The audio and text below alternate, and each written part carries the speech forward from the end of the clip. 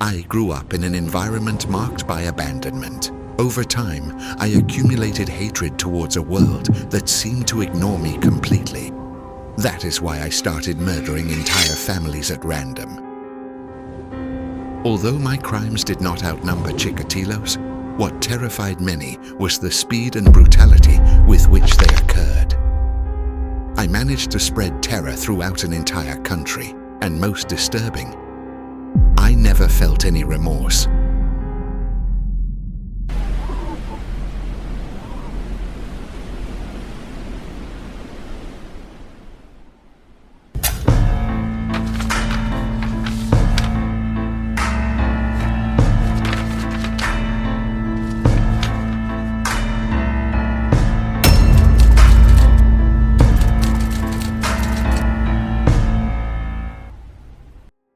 My name is Anatoly Onoprienko. I was born on July 25, 1959 in Zhytomyr, a small town in Ukraine. I was the youngest son of a humble family. My brother Valentin was 13 years older than me. My mother died when I was only 4 years old. That split my childhood in two. My father, Yuri, didn't know how to raise me alone, so he sent me to an orphanage, while my brother stayed with him. Even though I was just a child, I felt that abandonment as a betrayal. They could have taken care of me. They could have tried. That wound was the beginning of everything that followed. I spent years in state institutions. There, you didn't grow up. You became hardened. Many of those who lived the same as me ended up in jail or dead. I never knew real affection, nor did I know what empathy was. Instead, I developed a silent rage and a distrust of the world. After leaving the orphanage, I enlisted in the Soviet Navy. At that time, Ukraine was still part of the USSR. I was looking for discipline, something that would give meaning to my life. But instead, I found an even more hostile environment. Violence, isolation. I didn't talk to anyone, and if anyone dared to provoke me, I reacted aggressively. I became a lonely man. I went through different trades. I worked as a fireman, a laborer on a construction site, but crime was my greatest attraction. The first ones were thefts and minor acts of vandalism. In 1989, my life took a dark turn. I met Serhiy Rogozin in a gym. He would be my accomplice in the world of evil. He proposed to break into houses to steal valuables, and I accepted without hesitation. At first it was simple. We would break in, neutralize the occupants, and take jewelry and money. But eventually, I offered Serhiy to finish off the victims by setting fire to the houses. Eventually, I distanced myself from Serhiy and went my own way alone. I traveled around Europe, living in countries like Austria, France, and Germany. But I never stopped committing crimes. In 1995, the German authorities arrested me on charges of theft. I was deported to Ukraine. At that time, they did not link me to the murders I had committed. Far from stopping me, that return marked the beginning of the darkest stage of my history. My crimes became more ruthless. I began to attack with a violence that shocked even the most experienced agents. Entire families, without distinguishing age or conditions. My name began to circulate in the media. Ningún miembro de la familia 𝗲𝗁𝗀 ha sobrevivido a su encuentro con la llamada bestia de Zhytomyr. Los caídos bajo este instinto depredador se cuentan ya por decenas. And soon, all over the country, my presence became synonymous with a single word: terror. It all started with the choice of my victims. I would drive for hours on deserted roads, looking for lonely houses. With no surveillance nearby, solitude was my best ally. Once I had chosen the house, I approached it cautiously, making sure not to be seen. I would force my way in. Once inside, I left nothing to chance. If there were any animals in the house, I would neutralize them immediately so as not to take any risks. Silence was essential. Then I would go to the bedrooms. I would find them asleep, unsuspecting. At that moment, I acted with total coolness. I made sure that no one was left with the possibility of fleeing or alerting others. Then I would check the rest of the house. If there were minors present, I would find them too. On the night of December 24th, 1995, while millions of people were celebrating Christmas Eve, I had planned my big crime. I entered a house with a loaded shotgun. I shot in cold blood, killing the father. Then I ran after the mother, stabbed her, and repeated the same procedure with the children. I cut off the older one's fingers to keep their rings, stole a crucifix that the lady had, and set fire to the house so as not to leave any loose ends. And so I went on to murder more than 50 people. The press soon dubbed me the Butcher of Ukraine and the Beast of Zhytomyr.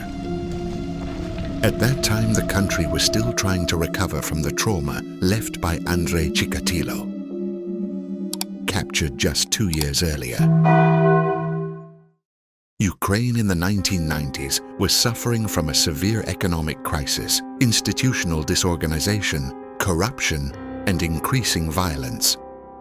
My search turned into one of the largest police operations in Ukraine's history. The government deployed thousands of agents and military police. They patrolled the streets in the hope of capturing me. My anonymity was my best defense. In the midst of the chaos, the authorities made a grave mistake. Yuri Mazola, a 26-year-old man, was arrested as the main suspect,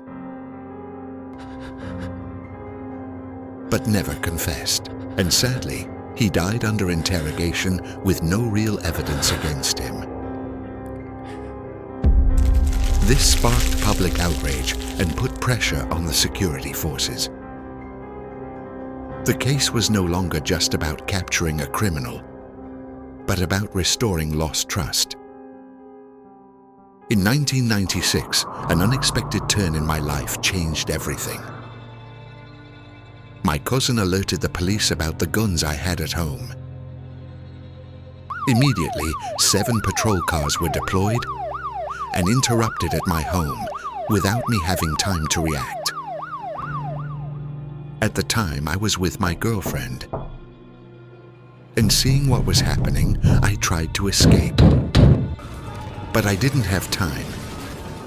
The agents caught me. When they searched my apartment, they found a sawed-off shotgun, a pistol, and more than 120 stolen items linked to previous crime scenes. My girlfriend was even wearing a ring that belonged to one of the victims. During the interrogation, I confessed to 8 murders, but denied the rest. Hours later, I assured that there were 52 victims, of which 10 were minors. The terror I caused was not only in my crimes, but also in the way I related them. Without showing the slightest remorse, I was diagnosed with antisocial personality disorder with psychopathic traits, but I was declared mentally fit to stand trial. I am the devil. I was hired by the secret services. I am a unique person. I did things that nobody has done, were some of the comments I made. The trial was public and lasted more than a year. 400 witnesses testified against me. My attitude was cold, impassive, arrogant. The judge described me as an egocentric and a person with delusions of grandeur. Maybe he was right. Finally, I was sentenced to life imprisonment. Although many clamored for my execution, the laws did not allow it. For in 1995, Ukraine joined the Council of Europe and pledged to abolish capital punishment. I was one of the last criminals who could have received capital punishment had it not been for that legal change. In an interview with Mark Franchetti, a journalist for the London Times, I stated, "For me, killing people is like tearing a comforter. Men and women, old people, children, they are all the same. I have never felt pity for those I've killed. No love, no hate, just blind indifference." My life in prison ended on August 27th, 2013, at the age of 54, when I suffered a heart attack. Looking back, I realize that every act of violence was a desperate cry of a child who never knew love or compassion. In this story, it's not just about one man and his crimes. It is about what happens when the darkness of indifference and neglect takes over a life. How many more are silently losing their humanity without our knowing it? If you liked this video, like it and subscribe for more shocking crime and mystery content. Don't forget to share your thoughts in the comments. On Saturday, November 17th, 2 police officers arrested Edward Gheen at his home. At his farmhouse, a grisly find awaited them: the corpse of a woman hanging upside down from pulleys. Most disturbing about the scene was the grisly detail of the hooks through her ears, apparently used to hang the body from the wall. What drives a person to cross the limits of the imaginable and turn the human body into raw material for his obsession? In the next video, you will delve into the terrifying case of Edward Gheen, known as an expert in digging up corpses, who made a use, to say the least, creative use of the skin of his victims. Never turn off the light.